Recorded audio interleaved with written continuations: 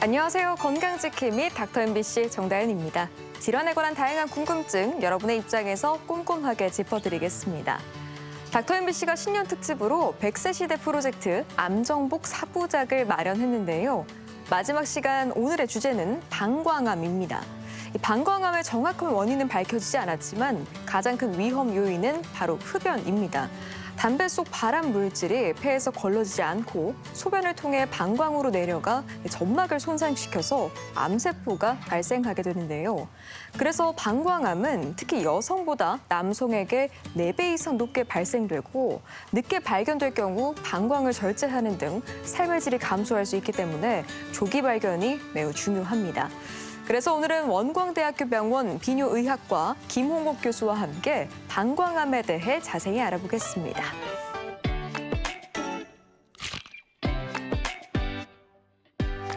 방광암은 초기 자각 증상이 거의 없기 때문에 소변색이 이상이 생길 경우 즉시 검사를 받아야 하는데요.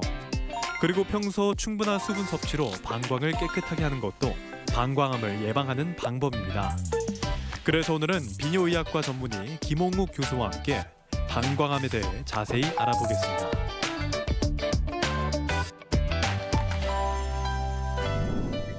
네, 교수님 안녕하세요. 네, 안녕하십니까. 먼저 방광암에 대한 이야기를 나누기에 앞서서 방광 어떤 장기인가요? 네, 방광은 골방광 안에 그 고관절 사이에 있는 이제 풍선처럼 속이 비어 있는 근육으로 된 풍선 모양을 하고 있는 장기이고요.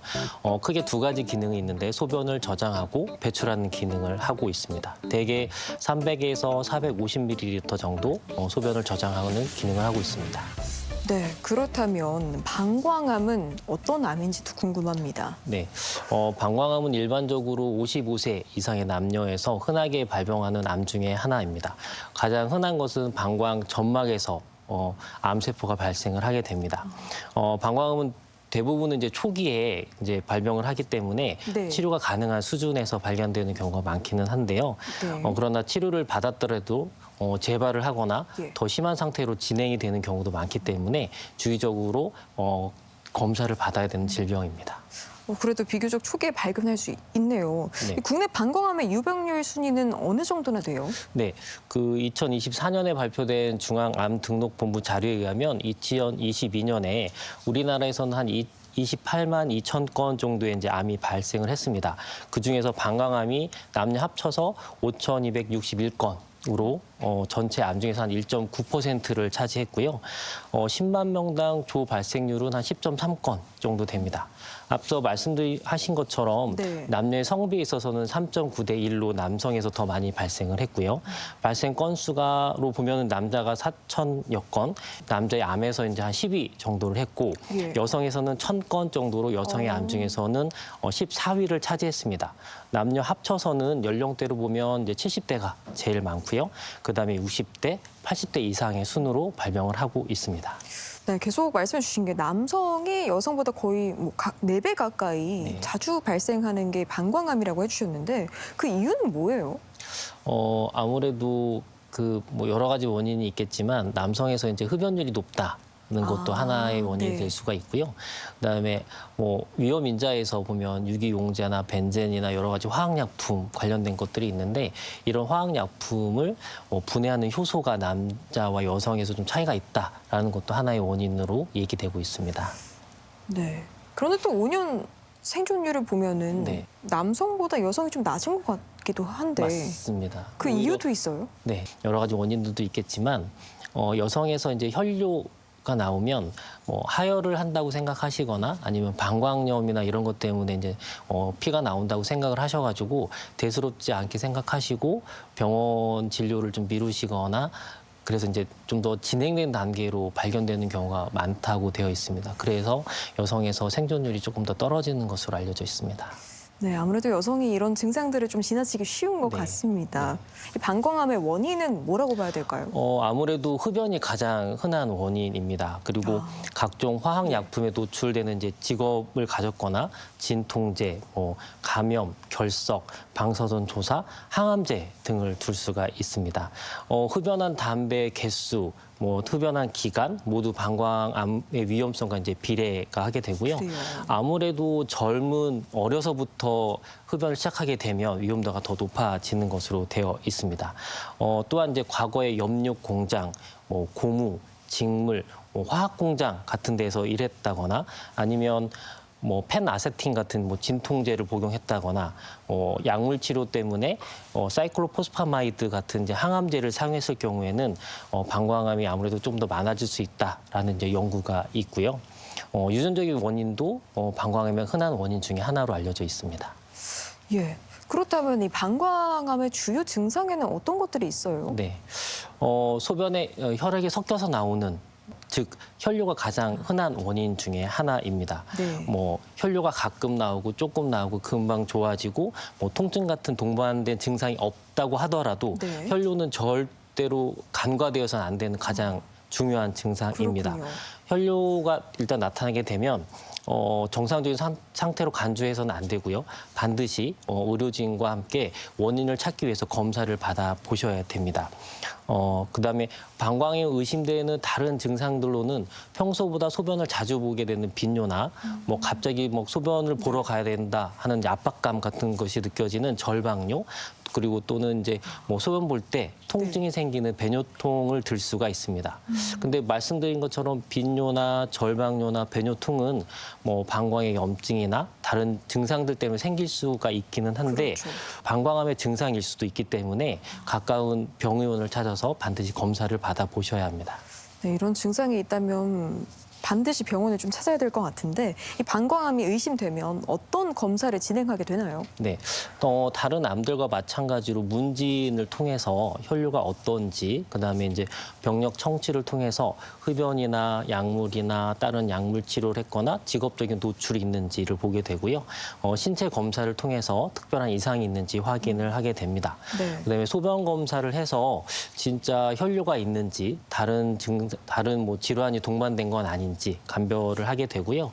그다음에 요즘에는 이제 소변으로 이제 암세포가 떨어져 나오는 것을 검사하는 요세포 검사가 있습니다. 물론 이제 이 검사가 양성으로 나온다고 해서 다 암이 있는 건 아니지만 이 검사가 양성이면 뭐 콩팥의 신우나 요관, 뭐 방광, 절선요도 어딘가에 이제 이행상피 암이 있을 수 있겠다라고 의심을 할 수가 있습니다. 그렇다고 뭐 이 검사가 음성이라고 해서 암이 없는 것은 아니고요. 방광의 이제 분화도가 좋은 이제 방광암이 있을 경우에는 요 세포 검사를 해도 잘 알 수 없는 경우가 많이 있습니다. 그리고 나서 이제 할 수 있는 검사 중에 이제 방광 내시경 검사가 있습니다. 방광 내시경 검사는 요도로 이제 방광 그 내시경을 집어 넣어서 방광 안을 이제 살펴보는 건데요.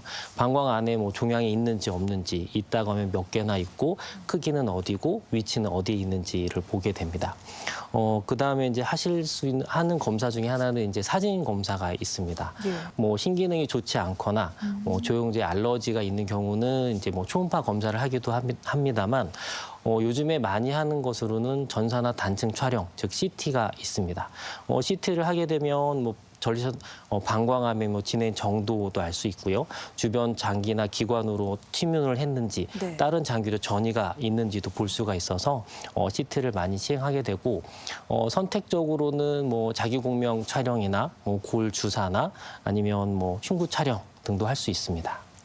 뭐 이렇게 말씀해 주신 방법으로 진단을 했는데 방광암이 만약에 발견이 됐다. 이 경우에는 방광을 무조건 절제해야 되는 건가요? 꼭 그렇지는 않습니다. 방광 내시경에서 방광의 종물이 발견이 되면 일정을 잡아서 마취를 하고 경요도 방광 종물 절제 수술을 시행을 합니다. 네. 그래서 조직학적으로 진단을 하고 분화도가 어떤지, 병기가 어떤지를 확인을 하게 되고요. 그다음에 방광 근육을 침범하지 않는 비방광 근육 침륜성 방광암 같은 경우에는 예. 경요도 방광 종물 절제 수술로서 진단을 할 뿐만 아니라 치료도 하게 됩니다. 즉 내시경적으로 방광 안에 보이는 혹을 다 제거를 해주면서 치료를 하게 되고요. 만약에 뭐 내시경에서 방광 종물은 안 보이지만 방광 점막의 변성이 보인다. 그러면 혹시나 그런 것들이 안 좋은 뭐 암의 뭐 출발점 시초는 아닌지 해서 조직 검사를 하게 됩니다. 예, 그렇군요. 이 방광암도 진행 단계에 따라서 분류가 된다고 들었습니다. 어떻게 분류가 되나요? 방광암의 병기는 크게 방광 근육을 침범했는지 안 했는지에 따라서 방광 근육 비침윤성 방광암, 즉 표재성 방광암, 그다음에 방광 근육 침윤성 방광암 이렇게 크게 두 가지로 나누는데요. 네. 방광을 보면 점막층, 점막 하층, 근육층, 주위 지방층으로 나누는데 말씀드린 것처럼 이 근육층까지 방광암이 종양이 침입했는지에 따라서 네. 크게 나누게 됩니다. 그리고 이거를 위해서 이제 국제적으로 이제 TNM 스테이지라고 해서 예. TNM 분류법을 많이 쓰고 있는데요. 방광암이 방광이 어느 정도까지 침범을 했는지, 그다음에 인프절 전이가 있는지, 있다면 어느 정도까지 있는지, 다른 장기로의 전이가 있는지에 따라서 나누게 됩니다. 그래서 방광암의 경우는 방광암 조직이 점막 하층까지 갔다. 그럼 1기고요. 근육층까지 갔다. 그럼 2기로 봅니다. 그다음에 방광 주위 지방층까지 갔다. 그럼 3기고 주변에 전립선이나 골반 벽이나 자궁 같은 데로 가게 되면 이제 4기로 분류를 하게 됩니다. 그 기준으로 분류가 되는군요. 네. 그러면 이 방광암은 어떻게 치료를 하나요? 네. 앞서 말씀드린 대로 이제 방광 종양 절제 수술을 해서 이제 조직학적으로 진단을 하고 병기를 확인을 하게 됩니다. 그래서 추가적으로 검사나 치료를 하게 되고요. 그리고 대략적으로 말씀을 드리면 앞서 말씀드린 것처럼 표재성 방광암 같은 경우에는 내시경적으로 1차 치료가 끝날 수가 있습니다. 추가적으로 약물 치료를 더 하기도 하지만요. 네. 그다음에 근육층을 침범한 경우에는 근침윤성 방광암의 경우에는 방광 적출술을 시행을 하게 됩니다. 그게 표준 치료 방법이 되고 임파선을 갖거나 다른 장기로의 전이가 있다고 하면 항암 화학요법을 하게 됩니다.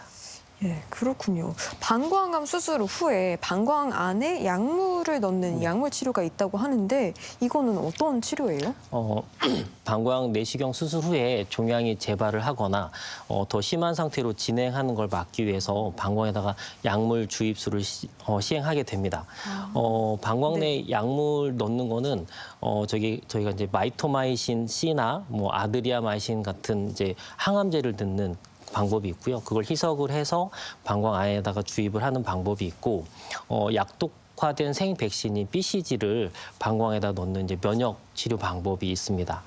이런 방광 내 주입술은 표재성 방광암에서 방광암의 재발이나 진행을 막고 상피내암을 치료하는 목적으로 사용합니다. 재발을 막고 더 심해지는 걸 예방하기 위해서 약물 주입술을 한다라고 하셨는데 그러면 그 정도로 방광암 재발 가능성이 높다고 보면 될까요? 네, 그렇습니다. 다른 종양에 비해서 방광암은 이제 재발을 잘 합니다. 그래서 그래요? 네. 표재성 방광암 같은 경우에도 70%가 재발을 하게 되고요. 그다음에 10에서 15% 정도는 근침윤을 하게 되는 걸로 더 진행을 해서 재발을 하게 됩니다. 따라서 주기적인 내시경 검사나 사진 검사가 꼭 필요하기도 하고 이런 재발과 진행을 방지하기 위해서 방광 내 약물 주입술을 하게 됩니다. 네, 이 근침윤성 방광암의 경우에는 적출술이 표준 치료 방법이 된다고 말씀을 해주셨잖아요. 네. 근데 이제 보통 저희가 생각할 때 소변이 모았다가 나오는 것이 방광인데 그러면 그 뒤에는 어떻게 되는 건가요? 네, 그 방광 근육층까지 침윤하게 되는 이제 그 방광암은 이제 다른 장기로의 이제 전이나 이런 것들이 진행 가능성이 높기 때문에 내시경적인 치료만으로는 완치가 어렵습니다. 그래서 방광을 적출을 하게 되고요. 방광을 적출하게 되면 소변이 말씀하신 것처럼 소변이 모일 수 있는 곳을 만들어줘야 돼야 되기 네. 때문에 장을 이용해서 저희가 이제 보통 이제 회장을 이용해서 만드는데요. 도관을 만들어서 한쪽에다가 이제 요관을 이어주고 반대쪽은 이제 복벽에다가 연결을 해줍니다. 그다음에 복벽에 연결을 해서 소변이 이제 바깥으로 체외로 나올 수 있게 해주고요. 소변이 계속 체외로 나오기 때문에 그 복벽에다가 이제 그 주머니 같은 것을 붙여주게 됩니다. 다른 방법으로는 그 장을 잘라서 네. 방광처럼 둥근 모양을 만들어주고 요관을 연결해주고 본인의 요도에다가 연결을 해주는 방법도 있습니다. 예, 그렇군요.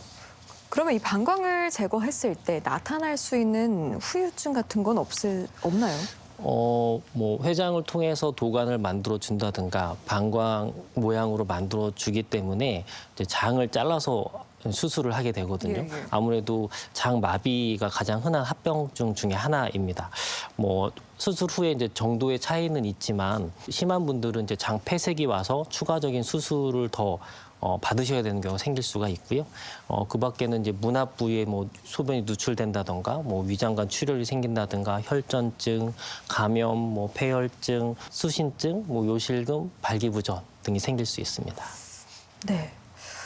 또 이 암 얘기하니까 생존율이 얘기를 안 할 수가 없는데 방광암의 5년 생존율은 어느 정도 되나요? 네, 2024년도에 중앙암등록본부에서 발표한 자료에 따르면 2018년부터 22년까지 봤을 때 방광암의 5년 상대 생존율이 남녀 합쳐서는 한 77.8%, 남자는 한 79.5%, 여자가 72.2% 정도로 보고되었습니다.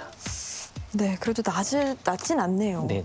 네, 방광암이 치료 후에 재발이나 뭐 심하게 진행이 될 수도 있다 이렇게 말씀해 주셨는데 그러면 이제 추적 관찰이 좀 중요할 것 같아요. 네, 네. 그렇습니다. 재발을 잘하는 방광암은 이제 첫 단계에서도 한 10에서 15% 정도 재발을 진행을 하게 되고요. 그다음에 방광 근육에 침윤이 있는 경우는 한 50%에서 이제 전이가 발견이 되게 됩니다. 따라서 표준성 방광암 같은 경우도 이제 수술을 했을 경우에는 첫 한 1, 2년 동안은 석 달마다 방광 내시경하고 요세포 검사를 시행을 하게 되고요. 재발이 없다고 하면 이제 3, 4년 차에는 이제 4에서 6개월 간격으로 내시경과 이제 요세포 검사를 하게 되고 그 이후에는 뭐 1년에 한 번 정도씩 할 수도 있습니다. 그리고 뭐 배설성 요로 조영술이나 뭐 네. 그 전산화 단층 촬영 등을 통해서 상부 요로에서 또 이제 안 좋은 것들이 생길 수가 있기 때문에 주기적으로 검사를 하게 되고요. 최근에는 뭐 요세포 검사랑 뭐 소변으로 하는 이제 종양 표지자 검사가 있어서 추적 관찰에 사용하기도 합니다. 네. 모든 암이 마찬가지겠지만 방광암에 걸렸다가 완치를 했는데 재발하게 되면은 너무 막막할 것 같습니다. 네. 아무래도 재발을 하게 되면 이제 뭐 어떤 암이든 많이들 낙담하시고 실망을 하게 됩니다. 물론 이제 방광암이 재발을 잘하기 때문에 더 그러실 수도 있습니다. 그런데 이제 다른 암은 재발을 하게 되면 뭐 수술을 못 하고 항암 치료나 이렇게 넘어가는 경우가 많은데요. 네. 방광암은 재발을 잘해서 그렇지 많이 진행된 경우가 아니라고 하면 다시 수술을 할 수도 있습니다. 그래서 그런 면에서 주기적으로 검사를 잘 받으신다고 하면 뭐 좀 더 나은 점으로 생각할 수도 있을 것 같습니다. 네. 방광암의 완치율 어느 정도나 되나요? 그 국내에서 발표된 바에 따르면 1990년대부터 2020년대까지를 보면 생존율이 점차 증가하고 있습니다. 그래서 67%에서 아까 말씀드린 것처럼 뭐 80대 에 조금 못 미치는 정도로 되고 있는데 네. 아직 모든 환자가 100% 완치되는 되지는 않습니다. 그러나 담당 의료진과 여러 가지 치료 방법에 대해서 충분한 논의를 거쳐서 결정을 하시면 좋은 결과가 있을 것으로 생각이 됩니다. 그래도 충분히 극복할 수 있는 방광암인 것 같은데 방광암을 예방하는 방법과 또 마지막으로 당부하고 싶은 말씀 있다면 부탁드릴게요. 네, 말씀드린 것 서두에서 말씀 주셨고 저도 말씀을 드린 것처럼 흡연이 가장 흔한 위험 인자입니다. 따라서 금연을 하시는 것이 가장 중요하고요. 뭐 남자친구, 여자친구, 가족 주변의 분들이 금연을 하시도록 적극 말씀을 해주시는 것이 중요합니다. 또한 방광암 환자의 같은 경우에 재발을 막기 위해서는 신선한 야채와 과일을 충분히 섭취를 하고 수분 섭취량을 좀 늘려주시고요. 그다음에 동물성 지방, 특히 이제 포화 지방 같은 것은 이제 섭취를 줄이도록 하시는 것이 중요합니다. 그다음에 아까 말씀드린 것처럼 수술을 하고 요루를 하신 환자의 같은 경우에는 소변이 이제 알칼리화되면서 뭐 요로의 세균 감염이나 피부에 감염 이런 것이 생길 수가 있기 때문에 충분한 수분 섭취가 필요하고요. 그다음에 주스 같은 걸 드신다고 하면 소변이 이제 산성화되기 때문에 요루 주변에 이제 크리스탈 같은 게 생기는 경우가 있는데 그거를 이제 막아줄 수가 있고 뭐 드시는 것은 하루에 한 1리터에서 1.5리터 정도 충분히 드시도록 하는 것이 좋습니다. 그리고 또한 항암 치료나 이제 방사선 치료를 하실 때는 아무래도 이제 뭐 전신 쇠약감이나 구역 구토, 뭐 설사 등으로 이제 잘 못 드실 수가 있는데 그럴 때일수록 이제 건강상 좀 더 이제 체력을 키우셔야 되기 때문에 칼로리를 보충하기 위해서 조금씩 자주 드시는 것이 중요합니다. 그리고 이제 스트레스를 받지 않고 뭐 기쁜 마음으로 생활하시는 것이 가장 중요하겠고요. 무엇보다도 주기적인 건강 검진을 받으시도록 권유를 드립니다. 네. 오늘 이 시간에는 비뇨의학과 전문의 김홍욱 교수와 함께 방광암에 대해 알아봤습니다. 네, 교수님 오늘 말씀 고맙습니다.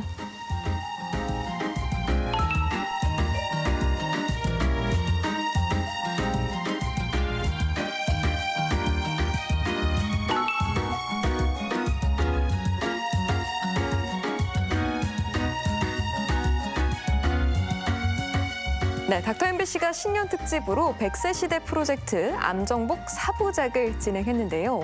췌장암을 시작으로 간암, 폐암, 방광암에 대해 알아봤습니다. 여전히 국내 사망 원인 1위는 바로 암입니다. 하지만 최근 우리나라 국민 중 암 진단을 받은 환자 10명 중 7명이 5년 이상 생존하는 것으로 나타나면서 암에 대한 인식도 변하고 있는데요. 무엇보다 암 질환은 조기 발견과 예방이 중요하다는 걸 이 시간을 통해 다시 한번 확인할 수 있었습니다. 암은 더 이상 나이와 상관없이 누구에게나 생길 수 있는 질환이라는 걸 인식하고 평소 건강한 생활 습관 실천해 보시기 바랍니다. 이 밖에 건강과 관련해 궁금증이 있다면 전주 MBC 홈페이지에 질문 남겨주시기 바랍니다. 닥터 MBC가 여러분의 궁금증을 풀어드리겠습니다. 저희가 준비한 소식은 여기까지고요. 다음 주 이 시간에 다시 찾아뵙겠습니다. 고맙습니다.